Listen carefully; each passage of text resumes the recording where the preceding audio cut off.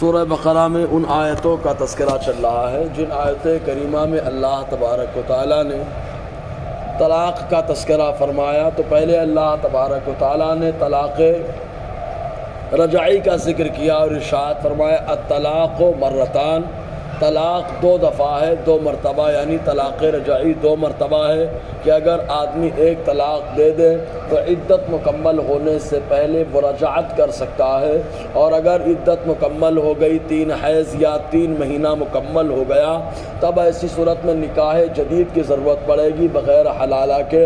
اور اگر جو ہے 2 طلاق دیا، عدت مکمل ہونے سے پہلے واپس لے لیا تو نکاح کرنے کی ضرورت نہیں ہے۔ لیکن اگر عدت مکمل ہو گئی تب ایسی صورت میں طلبائنہ ہو گئی وہ عورت، اب ایسی صورت میں عورت کا حلالہ کے بغیر شوہر خالی نکاح کر لے کام ہو جائے گا۔ لیکن اگر 3 طلاق دے دیا جن کو طلاق مغلظہ کہا جاتا ہے، تب عورت حلال نہ ہوگی یہاں تک کہ نکاح جدید ما حلالہ ضرورت پڑے گی اس کی۔ اور حلالہ جو عوام میں چلتا ہے وہ شرعی اعتبار سے لعنت کا باعث، اس کی صحیح تعریف کیا ہے انشاءاللہ اس کے موقع پر اس پر روشنی رہے گی۔ اللہ تعالیٰ ارشاد فرماتا ہے طلاق رجعی 2 مرتبہ ہے، 2 مرتبہ طلاق رجعی آدمی دے سکتا ہے۔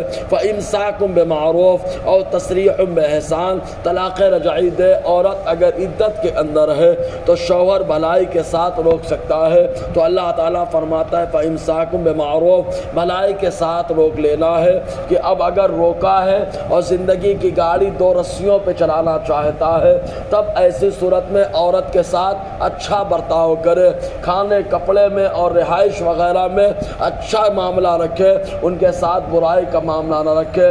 مزید یہ کہ عورت بھی یہ نہ سوچے کہ میرے شوہر نے 1 طلاق مجھے دے دیا لہٰذا مجھے صحیح سے نہیں رہنا، بلکہ اللہ تعالیٰ بڑے اچھے انداز سے فرماتا ہے فَإِمْسَاكٌ بِمَعْرُوفٍ، بھلائی کے ساتھ روک لینا ہے۔ اور اگر نہیں رکھنے کی طبیعت ہو رہی ہے اور تسریح بِإِحْسَان، چھوڑ دینا، عدت گزر جائے معاملہ خود بخود ختم ہو جائے گا، عورت بائنہ ہو جائے گی، نکاح سے نکل جائے گی۔ تو اللہ تعالیٰ فرماتا ہے یا بھلائی کے ساتھ چھوڑ دینا ہے، آزاد کر دینا ہے۔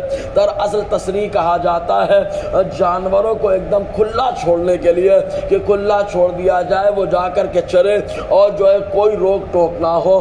تو اللہ تعالیٰ اسی طرف اشارہ کرتے ہوئے فرماتا ہے اب اگر نہیں رکھنا ہے تو عورت کو بغیر روک ٹوک کے چھوڑ دو، عدت کا خرچہ دے دو بھلائی کے ساتھ، اور ساتھ ہی ساتھ اگر کوئی تحفہ شوہر نے دیا ہے تو عام طور سے نکاح کے موقع پر تحفے تحائف کے معاملے رہتے ہیں۔ اگر شوہر نے دے دیا، عورت کو مالک بنا دیا، ہبہ کر دیا، عورت نے قبضہ کر لیا ہے، تو اب عورت اس کی مالکہ ہو جاتی ہے۔ تحفہ دینے کے بعد واپس نہیں لینا چاہیے۔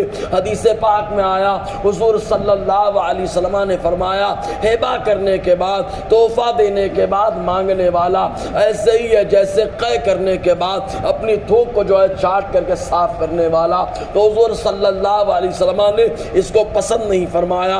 اسی تعلق سے اللہ تعالیٰ فرماتا ہے وَلَا يَحِلُّ لَكُمْ أَن تَأْخُذُوا مِمَّا آتَيْتُمُوهُنَّ شَيْئًا، اور یہ حلال بالکل تمہارے لیے نہیں ہے اے مردوں، اے سرپرستوں، کہ تم لوگ ان میں سے کچھ لے لو جو تم نے عورتوں کو کچھ دیا ہے، جو بھی زیور وغیرہ دے کر مالک بنا دیا، ان کو استعمال کرنے کے لیے نہیں بلکہ مالکہ بنا دیا، ان کے اختیار میں دے دیا۔ بہت سارے تحفے دیے جاتے ہیں، عام طور سے زیور ہوتے ہیں، اور یا تو کبھی کبھی گھر بھی تحفے میں دے دیا جاتا ہے، کبھی کبھی زمینیں تحفے میں دے دی جاتی ہیں۔